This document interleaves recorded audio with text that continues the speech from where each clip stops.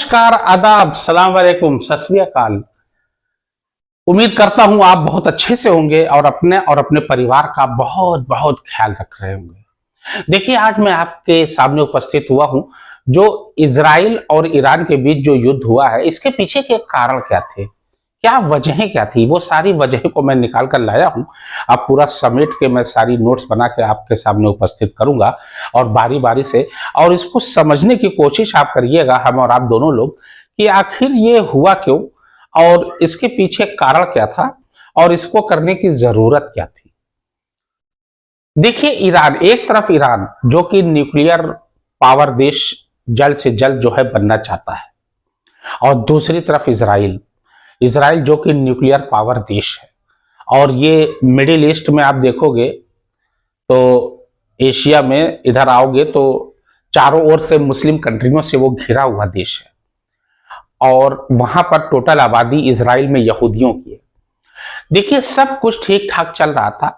Israel में क्या होता है कि इजराइल में जो है वहां पर नेतन्याहू की सरकार जो है थोड़ा डावाडोल हो जाती है। अब नेतन्याहू की सरकार अंतरिम वहां पर जो है खींचातान चलती है और नेतन्याहू को ऐसा लगता है कि मेरी कुर्सी चली जाएगी। तो नेतन्याहू को अचानक जो है वो ऐसा लगा कि मेरी कुर्सी चली ना जाए, उसको बचाने के लिए ये क्या करते हैं, अमेरिका जाते हैं। और अमेरिका में इलेक्शन हो चुका होता है और डोनाल्ड ट्रंप दोबारा, यानी पिछले 4 साल बने थे राष्ट्रपति अमेरिका के, उसके बाद जो बाइडेन आए, फिर डोनाल्ड ट्रंप बन गए। अमेरिका का एक रूल है कि 8 साल तक आप प्रेसिडेंट रह सकते हो, उसके ज्यादा नहीं। तो 4-4 साल पे इलेक्शन होता है। तो डोनाल्ड ट्रंप एक बार फिर से अमेरिका के क्या बन जाते हैं, प्रेसिडेंट। और नेतन्याहू से मुलाकात होती है उनकी व्हाइट हाउस में, और इजराइल के प्रधानमंत्री बेंजामिन नेतन्याहू, जो कि जोनाथन नेतन्याहू, आपको याद होगा 1976 में जब इजराइल जब के नागरिक लोग जो है प्लेन हाईजैक हुआ था और बंदी बना लिए गए थे, तो जोनाथन नेतन्याहू ने अपनी जान पर खेलकर उन सभी लोगों को निकाला था और खुद मौत की लीला में समाप्त हो गए थे। उन्हीं के छोटे भाई ये बेंजामिन नेतन्याहू। अब वही जोनाथन याहू जो हीरो बन गए थे, क्योंकि इजरायली नागरिकों को दूसरे देश में जाकर बचा कर लाए थे, और रातों रात वो हीरो बन जाते हैं और इसका राजनीतिक फायदा बेंजामिन नेतन्याहू उठाते हैं और बेंजामिन नेतन्याहू जो है फेमस हो जाते हैं। जाहिर सी बात है, उसका फायदा जो है, पॉलिटिकल फायदा जो है परिवार को मिलेगा ही।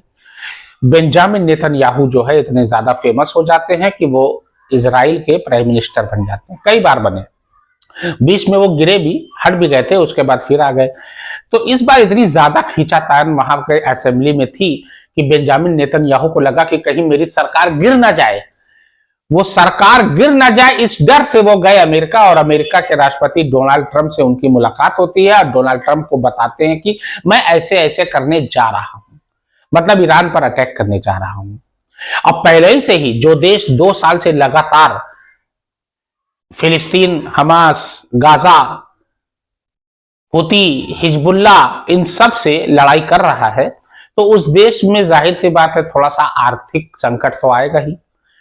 युद्ध में खर्चा बहुत ज्यादा होता है, और खर्चा ज्यादा होता है तो भाई जाहिर सी बात है उसका खर्चे का बोझ जो है वहां की जनता झेलती है। और जनता नेतन्याहू से नाखुश हो गई थी, यानी खुश नहीं थी। और दुनिया के ज्यादातर देश लोकतांत्रिक देश हैं, जनता के ऊपर चलता है, जनता जिसको वोट देगी वो सरकार बनाएगी। नेतन्याहू की पॉपुलैरिटी बहुत कम हो गई थी, यानी उनकी पॉपुलैरिटी का ग्राफ बहुत नीचे चला गया था, और पार्टी में भी अंदरूनी खींचातान इतनी ज्यादा हो गई थी कि नेतन्याहू को अपनी पार्टी बचाने के लिए व्हाइट हाउस में डोनाल्ड ट्रंप से मुलाकात करते हैं, डोनाल्ड ट्रंप को ऐसा बताते हैं ताकि लोग जो है अपने मुद्दे से भटक जाएं। ये पॉलिटिशियन की बहुत ही बड़ी खासियत समझिए कि मुद्दे से भटकाना लोगों को। तो डोनाल्ड ट्रंप बोलते हैं कि ऐसा है कि तुम ईरान पर अटैक मत करो, मेरी ईरान से बाकायदा बात हो चुकी है, न्यूक्लियर डील होने वाली है, तुम ईरान पर अटैक करोगे तो ये न्यूक्लियर डील जो है संकट में आ जाएगी, ऐसा करो कि तुम इसको टाल दो। लेकिन नेतन्याहू, जो कि पार्टी में अंदरूनी खींचातान बहुत ज्यादा बढ़ गई थी, नेतन्याहू ने अमेरिका को ठेंगा दिखाते हुए ईरान पर 13 जून सन 2025, कब 13 जून सन 2025 को क्या किया इन्होंने, ईरान पर अटैक कर दिया। अब जाहिर सी बात है किसी देश पर आप अटैक करोगे तो बदले में वो भी अटैक करेगा, पलटवार तो करना लाजमी है। पलटवार भी हुआ वो ईरान का, और ईरान के सबसे बड़े सुप्रीम लीडर हैं सैयद अली खामनेई। लगभग उनकी उम्र होगी 80-85 के आसपास होगी। जो वो कहते हैं वही ईरान में होता है, तो उन्होंने भी पलटवार का तुरंत हुक्म दिया और उसके बाद युद्ध शुरू हुआ। तो ये युद्ध हुआ क्यों? इसके पीछे तो एक कारण यह था कि इन्होंने जो है, इनकी सत्ता जाने वाली थी और सत्ता को बचाने के लिए मुद्दे से भटकाकर लोगों को यह युद्ध उन्होंने किया। अचानक एकाएक, एक तरीके से समझ लीजिए कि आकस्मिक उन्होंने जो है अटैक कर दिया ईरान पर। अब दूसरा क्या पहलू है कि देखिए, मैं बता दूं, न्यूक्लियर डेटरेंट एक चीज होती है। न्यूक्लियर डेटरेंट ये क्या होता है जरा आप समझ लीजिए। न्यूक्लियर डेटरेंट का मतलब होता है कि अगर एक देश के पास परमाणु बम है, यानी न्यूक्लियर बम उसके पास ऑलरेडी है, और दूसरे देश के पास भी न्यूक्लियर बम है, यानी न्यूक्लियर पावर देश वो भी है, तो वो दोनों देश आपस में कभी लड़ेंगे नहीं। और अगर लड़ाई हो भी गई तो बाकी देश मिलके समझौता करा देंगे, सुलह समझौता हो जाता है। तो नेतन्याहू ये जानते थे कि अगर ईरान न्यूक्लियर पावर अगर बन जाएगा तो उससे लड़ना मुश्किल हो जाएगा, उस पर अटैक हम नहीं कर पाएंगे, क्योंकि बाकी देश मिलके समझौता करा देंगे। जैसा कि आपने ऑपरेशन सिंदूर में देखा। ऑपरेशन सिंदूर में पाकिस्तान भी न्यूक्लियर पावर देश, इंडिया भी न्यूक्लियर पावर देश। ऑपरेशन सिंदूर कुछ दिन चला, उसके बाद जो है उसको बंद कर दिया गया। क्यों? क्योंकि पूरी दुनिया परेशानी में ये आ जाती है, पूरी दुनिया डर ये जाती है कि अगर दोनों देश जो न्यूक्लियर पावर से लैस हैं, अगर वो न्यूक्लियर बम पर अटैक कर देंगे न्यूक्लियर बम का, तो पूरी देश इसमें जो है तबाह हो जाएगा, बर्बाद हो जाएगा। इसलिए सारे देश, सारे मुल्कों के राष्ट्राध्यक्ष मिलकर युद्ध को रुकवाते हैं। जैसा ऑपरेशन सिंदूर में आपने देखा, इंडिया पाकिस्तान का युद्ध रोक दिया गया। तो न्यूक्लियर डेटरेंट की डर से नेतन्याहू ने क्या किया, ईरान पर अटैक कर दिया और ईरान ने पलटवार किया। क्योंकि नेतन्याहू जानते थे कि मिडिल ईस्ट में जो मेरी एक धाक है, एक मेरा जो रुतबा है, मेरी जो बादशाहत है, वो ईरान छीन लेगा। यानी ईरान अगर न्यूक्लियर पावर देश हो जाएगा तो मेरा जो बादशाहत है, जो मेरा डोमिनेंट पावर है, वो मेरा कम हो जाएगा। इस वजह से इन्होंने ऐसा किया। एक कारण ये। दूसरा कारण ये कि एक होता है nuclear enrichment. Nuclear enrichment, nuclear enrichment का मतलब यह होता है कि एक तरीके से समझ लीजिए कि यूरेनियम का शुद्धिकरण। क्योंकि एटम बम जो बनता है, न्यूक्लियर जो होता है, वो क्या होता है, यूरेनियम। यूरेनियम पृथ्वी पर प्राकृतिक रूप से पाए जाने वाला एक तत्व है। तत्व तो शुद्ध पदार्थ होता है, केमिस्ट्री के स्टूडेंट जानते होंगे। तो एक तत्व है जो यूरेनियम, एक होता है यूरेनियम 235 और एक होता है यूरेनियम 238। तो 235 और 238 अगर आप प्राकृतिक रूप से उसको लेकर आओगे और उसका शुद्धिकरण यानी कि एनरिचमेंट अगर आप करते हो, तो अगर 3 या 4% भी अगर यूरेनियम का आप एनरिचमेंट कर लेते हो तो आप बिजली बना सकते हो बहुत आराम से, और मेडिकल वगैरह में यूज उसका हो जाएगा। 3 ही 4% एनरिचमेंट करने के बावजूद हो जाएगा। मतलब आप एक तरीके से बिजली उत्पादन कर सकते हो, यानी कि ऊर्जा जो है आपकी अच्छी हो जाएगी, बढ़िया हो जाएगी। उसके अलावा उसका यूरेनियम का यूज देखिए, यूरेनियम बहुत ही, सबसे समझ जाइए, one of the most precious element found on earth, यानी अर्थ पर सबसे कीमती अगर कोई एलिमेंट है, तत्व है, तो वो यूरेनियम माना जाता है। तो अगर 3 से 4% आप उसका एनरिचमेंट कर लेते हैं तो आप बिजली बनाने के लिए एकदम पर्याप्त हो जाएगा आपके पास। मेडिकल वगैरह में इसका यूज होता है और वेपन बनाने में इसका यूज होता है। जो वेपन इक्विपमेंट बनते हैं, जो औजारों के, वो यूरेनियम के थ्रू ही बनते हैं। लेकिन एटम बम बनाने के लिए यूरेनियम का एनरिचमेंट यानी शुद्धिकरण होना चाहिए 90%। 90% जब यूरेनियम का शुद्धिकरण होगा तभी एटम बम बनेगा। वैसे 3-4% में आप बिजली वगैरह उत्पादन कर सकते हो और आप जो है ये मेडिकल वगैरह में यूज उसका कर सकते हो, मेडिकल इक्विपमेंट बनाने में इसका यूज कर सकते हो, लेकिन एटम बम बनाने में 90% शुद्धिकरण चाहिए यूरेनियम का। और इजराइल को ऐसा ज्ञात सूत्रों से पता चला कि 80% शुद्धिकरण ईरान ने लगभग लगभग कर लिया है और वो डर गया कि मिडिल ईस्ट में मेरी धाक कम हो जाएगी, मेरी बादशाहत कम हो जाएगी।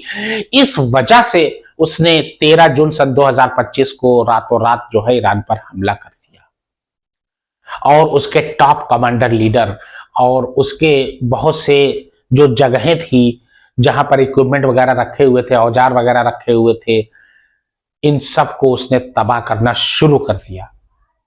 बहुत से टॉप लीडर ईरान के मारे गए और जाहिर सी बात है किसी देश पर आप हमला करोगे और उस देश के टॉप लीडर और टॉप सैनिक लोग मारे जाएंगे, उसके बहुत से जनरल टॉप कमांडर जिसको कहा जाता है ना कमांडर मार दिए गए, तो जाहिर सी बात है वो देश बौखलाएगा, पलटवार करेगा।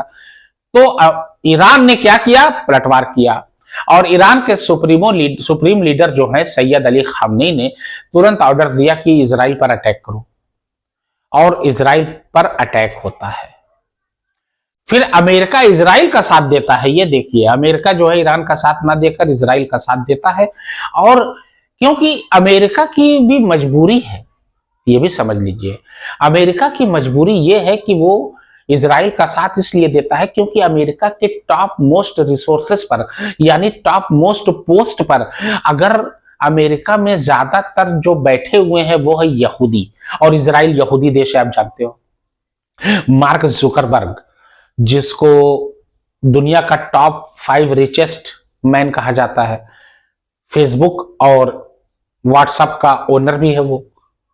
एलॉन मस्क, जिसे दुनिया का सबसे अमीर आदमी कहा जाता है, टेस्ला का मालिक, स्पेस एक्स का मालिक और तमाम बड़ी बड़ी कंपनियों से उसका इन्वेस्टमेंट है, वो भी यहूदी।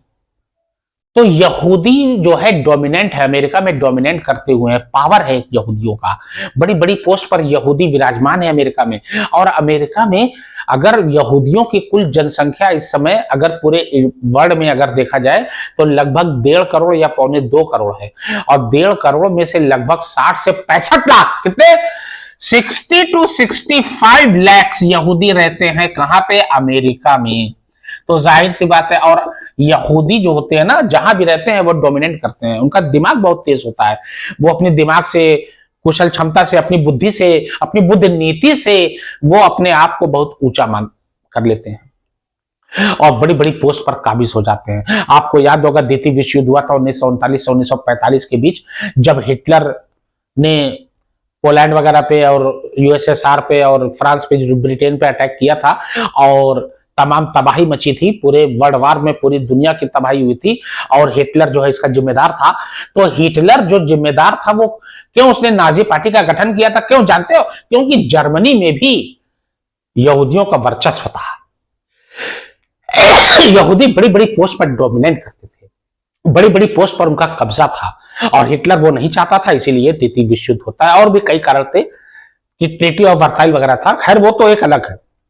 तो अमेरिका में डोमिनेट करते हैं यहूदी, बड़े बड़े पावर पे हैं और उनके पास जो है तमाम रिसोर्सेस हैं। इस वजह से अमेरिका भी इजराइल का साथ देता है और इजराइल की टेक्नोलॉजी भी वर्ल्ड की टॉप मोस्ट टेक्नोलॉजी मानी जाती है और अमेरिका की भी मानी जाती है। अमेरिका इतना बड़ा सुपर पावर होने के बावजूद भी 4% टेक्नोलॉजी शेयर करता है इजराइल से, लेता है वो। ईरान भी देखा, इजराइल ने देखा कि ईरान अगर न्यूक्लियर पावर बना देश हो जाएगा तो बहुत सी समस्याएं आ जाएंगी, इस वजह से उसने ईरान पर अटैक किया। और ईरान की भी technology one of the best technology पूरे वर्ल्ड में मानी जाती है। और उसके बाद अंदरूनी कला भी थी इजराइल में, नेतन्याहू की कुर्सी जाने वाली थी, विपक्षी पार्टियां और तमाम उनकी पार्टी के लोग जो है उनके खिलाफ थे।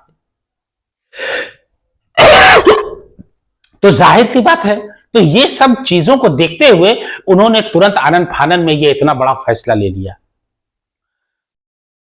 और इसमें बहुत से बेकसूर लोग मारे गए। हालांकि अमेरिका के दखल के बाद जो है ये युद्ध समाप्त होता है, और उसके बाद जो है ये युद्ध पर युद्ध विराम लगता है। लेकिन ये कब तक लगेगा, कहां तक लगेगा, ये तो भविष्य के गर्त में है। देखिए, इजराइल जो है ना सीरिया पर अटैक किया, बशर अल असद वहां के वो थे, मुखिया थे। है उसके अलावा जो है आप देखोगे लीबिया वगैरह, हमास वगैरह, गाजा, ये सब देख रहे हो ना, गाजा वगैरह फिलिस्तीन पर अटैक करता है, क्योंकि वो जानता है कि वहां पर वो न्यूक्लियर पावर देश नहीं है।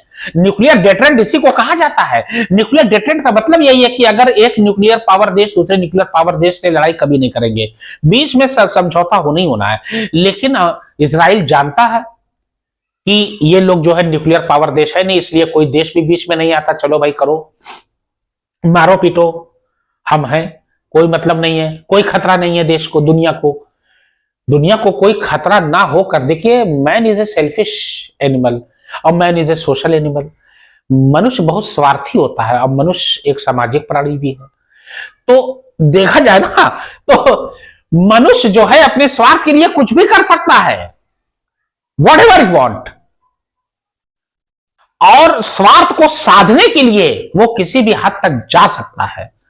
भाई, जब गाजा पर अटैक हो रहा था, फिलिस्तीन पर अटैक हो रहा था, हजारों बेकसूर लाखों लोग मारे गए, हजारों लाखों मासूम बच्चे यतीम हो गए, किसी का भाई मरा, किसी के बाप मरा, किसी की मां मरी, किसी की बहन मरी, किसी के चचा भतीजे सब मरे। दवाई के लिए, खाने के लिए, सभी जो जरूरी सामान होते हैं जीवन यापन के लिए, वो सब वहां पर खत्म होता जा रहा है। और अभी यूएनओ, यूनाइटेड नेशन ऑर्गेनाइजेशन के महासचिव ने कह दिया है कि स्थिति इससे भी बहुत भयावह होगी, क्योंकि वहां पर खाने पीने का और इलाज करने का सारा सामान लगभग फिलिस्तीन में खत्म हो चुका है। अगर दुनिया मिलकर मदद करती है तब जाके स्थिति समान होने में वक्त लगेगा। तो क्या ये अमानवीय अत्याचार नहीं है? बिल्कुल है, 100% है। पूरा देश मिलकर उसकी सहायता करनी भी चाहिए। तो इजराइल ने यही किया ना, कि जो देखा कि भाई न्यूक्लियर पावर देश नहीं है, उस पर अटैक कर दिया, और वो जानता था कि पूरी दुनिया बोलेगी नहीं, अब बोली भी नहीं, और उसने जो है पूरा अपना काम कर लिया। लेकिन ईरान 80% बना चुका है, हो सकता है पूरा बना लिया हो इस वजह से, और अमेरिका से डील होने वाली थी परमाणु की, न्यूक्लियर डील, इस वजह से जो है अमेरिका ने हस्तक्षेप किया, और अमेरिका ने हस्तक्षेप करके इसको रुकवाया। देखिए, अमेरिका जो होता है ना, ये रडार के जरिए पता लगा लेता है कि कौन कहां पर है। वो तो बाकायदा कहता भी है इजराइल से कि देखो फला जगह इनके ये कमांडर है, ईरान के ये कमांडर है, सीरिया में ये ऐसे है, फिलिस्तीन में यहां ऐसे है, मारो। लेकिन यहां पर देखा गया कि ऐसा इन लोगों को सूत्रों से पता चला कि ईरान बिल्कुल न्यूक्लियर पावर देश बन चुका है, इसलिए इन्होंने हस्तक्षेप करके शांति समझौता कराया। मानव जीवन के लिए, मानव जीवन की रक्षा के लिए अगर शांति समझौता होता है तो बहुत अच्छी बात है। ये बहुत अच्छी पहल मानी जाएगी डोनाल्ड ट्रंप की भी, और बेंजामिन नेतन्याहू और सैयद अली खामनेई जी की। लेकिन ये कब तक रहता है, ये तो भविष्य के गर्त में है। मेरी वीडियो कैसी लगी प्लीज लाइक करिए, फॉलो करिए, सब्सक्राइब करिए।